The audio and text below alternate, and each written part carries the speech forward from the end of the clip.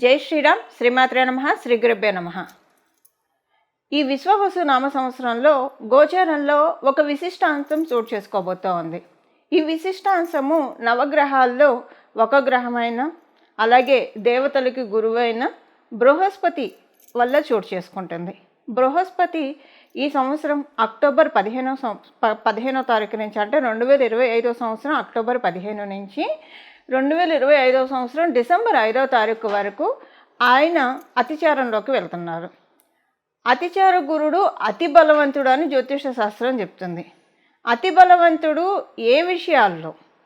ద్వాదశ రాశుల వాళ్ళకి, ద్వాదశ లగ్నాల వాళ్ళకి గురు భగవానుడు అతిచారంలోకి వెళ్ళడం వల్ల ఎలాంటి ఫలితాలు చోటు చేసుకుంటాయి, ఈ విషయాన్ని ఇప్పుడు మనం చూద్దాము.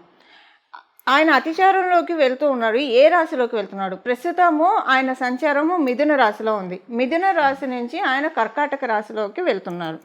డిసెంబర్ 5 నుంచి మళ్ళీ డిసెంబర్ 5కి మళ్ళీ మిథున రాశికి ఆయన వచ్చేస్తాడు.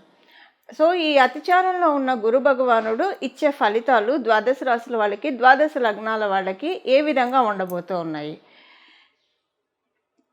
కర్కాటక రాశి ఆయనకి ఉచ్చస్థానము. కర్కాటక రాశిలో గురు భగవానుడు ఉచ్చ స్థితిని పొందుతాడు. ఉచ్చ స్థితిని పొందే రాశిలోకి ఆయన అది ఇంకొక విషయం మనం ఇక్కడ గమనించాల్సింది ఏంటంటే, నోటీస్ చేయాల్సింది ఏంటంటే, మీరు ఈ సంవత్సరం చూస్తే గురు భగవానుడు, అంటే ఈ విశ్వావసు నామ సంవత్సరంలో గురు భగవానుడు 3 రాశుల్లో సంచరిస్తున్నాడు. వృషభ రాశిలో సంచారం ముగించుకొని ఆయన మిథున రాశిలోకి వచ్చారు ఈ విశ్వావసు నామ సంవత్సరంలోనే, ఏప్రిల్లోనే. అలాగే అంటే 2025 నా ఉద్దేశం. ఈ 2025లో ఆయన 3 రాశుల్లో సంచారం చేస్తారు. ఏప్రిల్ నుంచి ఆయన ఈ సంవత్సరం స్టార్టింగ్లో వృషభ రాశిలో ఉన్న గురు భగవానుడు మిథున రాశిలోకి వచ్చారు. ఇప్పుడు మిథున రాశి నుంచి కర్కాటక రాశిలోకి వెళ్తున్నారు.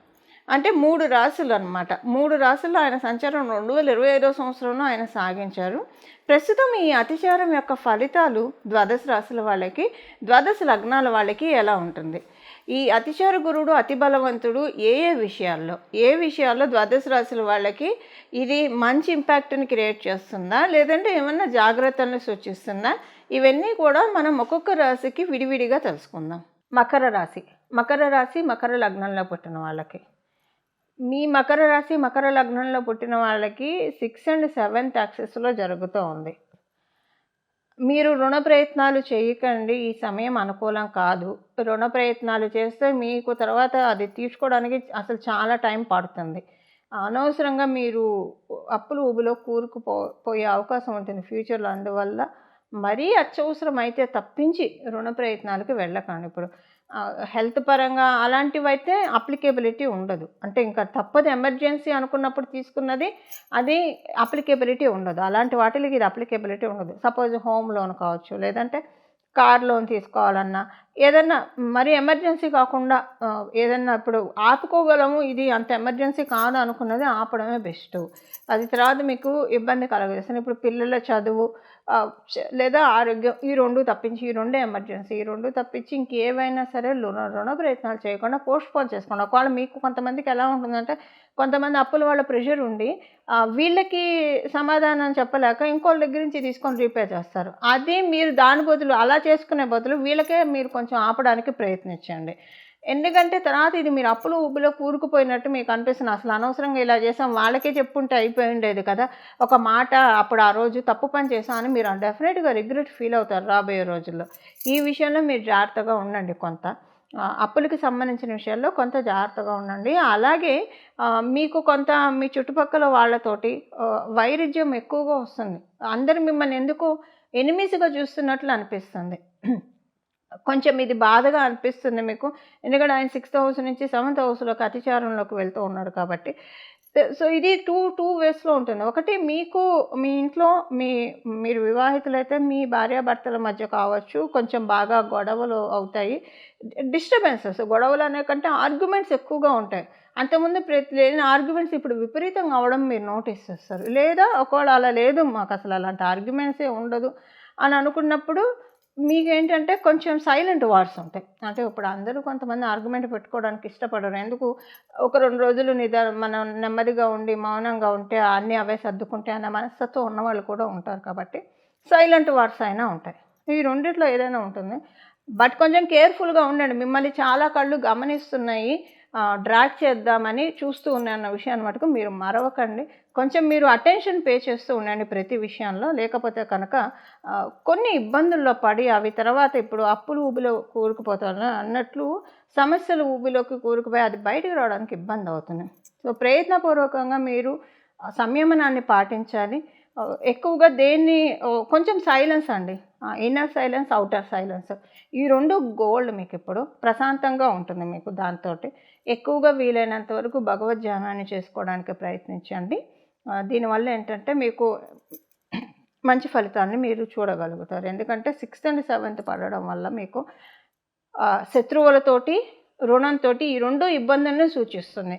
ఈ 2 మీరు నియంత్రించుకోవాలి. ఒకవేళ సపోజ్ ఎవరైనా మిమ్మల్ని ఏదన్నా గొడవ పడినా మీరు వీలైనంత వరకు సంయమనంగా ఉండడానికి ప్రయత్నిస్తే అది అక్కడితో కట్ అయిపోతుంది. లేదంటే ఆ తర్వాత అది జడంగా అయ్యి మీకే అనుకుంటారు అసలు. అంటే ఒక్కొక్కసారి మిమ్మల్ని మీరు తిట్టుకుంటారు. అసలు ఆ రోజు ఇలా రియాక్ట్ అవ్వకుండా ఉండుంటే ఈరోజు ఈ దుస్థితి వచ్చేది కాదు కదా అని అనుకుంటారు. సో అందుకని కొంచెం జాగ్రత్తగా ఉండండి. మీరు రియాక్ట్ అవ్వకండి, అంతే. సింపుల్గా చెప్పాలంటే రియాక్ట్ అవ్వకుండా ఉంటే ఏ గోష లేదు, ప్రశాంతంగా ఉంటుంది. ఈ సమయంలో కొంచెం కేర్ఫుల్గా ఉండండి మీరు.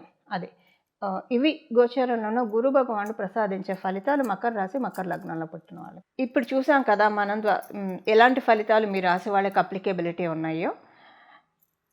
ఈ పరిహారం ఏం చేసుకోవాలి, ఏ పరిహారం చేసుకోవడం వల్ల ఈ అతిచారంలో వచ్చే గురు భగవానుడు మంచి రిజల్ట్స్ని ఇస్తారు, ఏమైనా నెగిటివిటీని తొలగిస్తారు, అది ఇప్పుడు మనం చూద్దాము. గురు భగవానుడు కర్కాటక రాశిలోకి అతిచారంలోకి వెళ్ళడం ఇది నిజంగానే ఒక స్పెషల్ సిగ్నిఫికెన్స్ థింగ్. ఎందుకంటే ఆయనకి ద్వాదశ రాశుల్లో ఆయనకి ప్రత్యేకమైన స్థానాలు కర్కాటక రాశి, ధనుర్రాశి ఆయన స్వక్షేత్రం మూల త్రికోణం, అలాగే మకర రాశిలో ఆయన నీచ పొందుతాడు, మీన రాశిలో ఆయన స్వక్షేత్రము.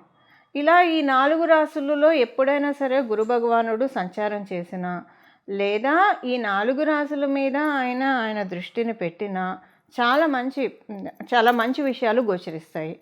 సో ఇప్పుడు మనం చేసుకోవాల్సిన పరిహారం ఏంటో ఇప్పుడు చూద్దాం.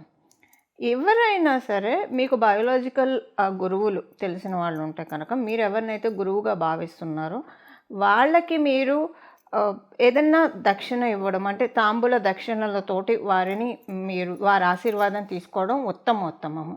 మీకు బయోలాజికల్ గురువులు ఎవరైనా తెలిసిన వాళ్ళు ఉంటాయి, మీరు ప్రవచనకారునే మీ గురువుగా భావిస్తే వారికి కావచ్చు, లేదా డే టు డే లైఫ్లో మీకు తెలిసిన ఆస్ట్రాలజర్స్ కావచ్చు, మీ ఇంటి పురోహితులు కావచ్చు, ఇలాగ, లేదా మీ ఇంట్లో కూడా తల్లిదండ్రులు మించిన గురువులు కూడా ఎవరు ఉండరు. మీరు కనుక ఏదన్నా అంటే సంపాదిస్తున్న వాళ్ళైతే కనుక వారిని సంతృప్తి పరచడానికి ప్రయత్నించండి. ఇప్పుడు మనం తెలుసుకున్న ఈ గురుస్థానంలో ఉన్న వాళ్ళకి ఏవో ఒక కానుకలు ఇవ్వడం వల్ల గురుగ్రహ సంతృప్తి కలిగి తద్వారా మీకు గురు భగవానుడి యొక్క ఆశీస్సులు సత్వరంగా లభిస్తాయి. ఇదొక బెస్ట్ రెమెడీ. ఇది మీరు చేసుకోగలిగితే ఉత్తమోత్తమం. ఒకవేళ ఇది చేసుకోలేకపోయినా, ఇది చేసుకున్నా సరే చేసుకోలేకపోయినా ఇంకొక పరిహారం కూడా మనం ఇప్పుడు చూద్దాము. ఈ పరిహారం ఏంటంటే, అతిచారంలోకి గురు భగవానుడు మధ్యలో వస్తూ ఉంటాడు. కర్కాటక రాశిలో అతిచారంలోకి రావడం నిజంగా చాలా సిగ్నిఫికెన్స్ థింగ్. మళ్ళీ 12 సంవత్సరాల వరకు ఆయన, అంటే కర్కాటక రాశిలోకి ఒకసారి వచ్చేసాక ఇంకా కర్కాటక రాశిలోకి ఆయన అతిచారంలోకి రాలేడు. మళ్ళీ 12 సంవత్సరాలు పడుతుంది ఆయన రావడానికి. అండ్ ఎందుకంటే మిగతా రాశులను కూడా చుట్టి రావాలి కాబట్టి ఇది ది బెస్ట్ టైంగా మీరు భావించాలి. ఇప్పుడు చూడండి, దేనినైనా సరే మనము మన భావన మాత్రం సంతుష్టుడు భగవంతుడు. మన ఆలోచనలు బట్టే మనకి జరిగేవి ఉంటాయి. యద్భావం తద్భవతి. ఇప్పుడు మీరు ఎప్పుడైనా బాగా దట్టమైన చీకటిని చూసారనుకోండి, కళలో కావచ్చు, నిజంగా కూడా కావచ్చు. చీకటి అంటే ఎవరికైనా భయం. ఒకవేళ మన మనసులో కనుక ఈ చీకటిని అమ్మవారి కురులుగా మనం భావిస్తే, అంటే అమ్మవారి కురులు కూడా ఇంత చక్కగా నల్లగా దట్టంగా ఉంటాయి అని మనం ఒక్కసారి మనసులో భావిస్తే మనకున్న భయం పటాపంచలైపోయి అమ్మవారి ముఖార విందాన్ని, అంటే ఆ ముఖార విందం కోటి కాంతులతోటి ఉంటుంది. ఆ కాంతిని మనం వర్ణించలేము. అంటే మన చుట్టూ కూడా కాంతి వెదజల్లుతూ ఉంటుంది. అంతా కూడా మన మైండ్లో ఉంటుంది. సో మన ఆలోచనలే మన ప్రణాళికలు అవుతాయి. మన ప్రణాళికలే మన సక్సెస్కి పాత అవుతాయి. ఇప్పుడు ఇదంతా ఎందుకు చెప్తున్నానంటే జ్ఞానప్రదాత గురు భగవానుడు కాబట్టి ఫస్ట్ ఇంకొక రెమెడీ, ఈ ఈ సమయంలో నెగిటివ్స్ ఆలోచించకండి. మీ గురించి కావచ్చు, మీ చుట్టుపక్కల ఉన్న వాళ్ళ గురించి కావచ్చు, ఏదైనా సరే నెగిటివ్స్ అసలు ఆలోచించకండి. పాజిటివ్ మైండ్ సెట్తో ఉండడానికి ప్రయత్నించండి. నెగిటివ్స్ ఆలోచిస్తే అది మీకు తర్వాత ఇబ్బంది కలిగే అవకాశం ఉంటుంది. మీ గురించి మీరు ఆలోచిస్తే ఒక ఎత్తు, అవతల వాళ్ళ గురించి మీరు ఆలోచిస్తే అది మీకు కర్మదోషంగా కూడా పరిణమిస్తుంది. జాగ్రత్తగా ఉండండి. ఎందుకంటే ఆయన కర్కాటక రాశిలో ఉచ్చస్థానం, ఆయన పుష్యమి నక్షత్రంలోనే ఉచ్చస్థానాన్ని పొందుతాడు. సో పుష్యమి నక్షత్రాధిపతి శనేశ్వరుడు కూడా కావడం వల్ల ఇప్పుడు ప్రతిదీ క్యాలిక్యులేటెడ్గా ఉంటుంది. శనేశ్వరుడు కూడా మీనరాశిలోనే సంచారం చేస్తూ ఉన్నారు. సో ఆలోచనలని చాలా జాగ్రత్తగా కంట్రోల్డ్గా ఉంచాలి. మనసు ఏదంటే అది ఆలోచిస్తూ ఉంటుంది. భగవంతుడి మీద మళ్లించడానికి ప్రయత్నించండి, అది ఉత్తమోత్తమము. ఇది ఒకటి. ఇది ప్రాక్టికల్ రెమెడీ. దీంతోపాటు మీరు దక్షిణామూర్తి స్తోత్రం కావచ్చు, కృష్ణాష్టకం కావచ్చు, లేదా దత్తాత్రేయ స్వామి వారికి సంబంధించిన చరిత్ర పారాయణం చేయడము, ఇలాగ గురులీలామృతం పారాయణం చేయడము, శ్రీపాద శ్రీవల్లభుల చరిత్ర పారాయణం చేయడం, ఇలాగ మీకు మీరు రాఘవేంద్ర స్వామి వారు మీ గురువు అయితే వారి పూజ చేయడం, ఇలాగ ఏదో ఒక గురువుల్ని పూజ చేయడం వల్ల చాలా చక్కటి సత్ఫలితాలు వస్తాయి. ఇది చాలా ఉత్తమోత్తమమైన సమయంగా భావించాలి మనము. దీనివల్ల ఏంటంటే మనకి రాబోయే కాలాల్లో మంచి ఫలితాలు రావడానికి అప్పుడప్పుడు గోచారంలో ఉన్న గ్రహాలు ఇలాంటి అవకాశాలని మనకి ఇస్తూ ఉంటాయి. సో మనం అంటే ఇదంతా కూడా ముండేన్ ఆస్ట్రాలజీకి ఈ రిజల్ట్స్ అన్నీ సపరేట్గా ఉంటాయి. బట్ పర్సనల్గా మనకి మంచి జరగడానికి ఏం పరిహారాలు చేసుకోవాలో ఇప్పుడు మనం తెలుసుకున్నాము. దీన్నంతా కూడా మనమంతా కూడా సవ్యంగా వినియోగించుకొని గురు భగవానుడి యొక్క అపార కృపకి మనమందరం కూడా పాత్రులు అవ్వాలని, అవుతామని మనసారా భగవంతుని ప్రార్థిస్తూ భావిస్తూ మంగళం. నమో భగవతే వాసుదేవాయ.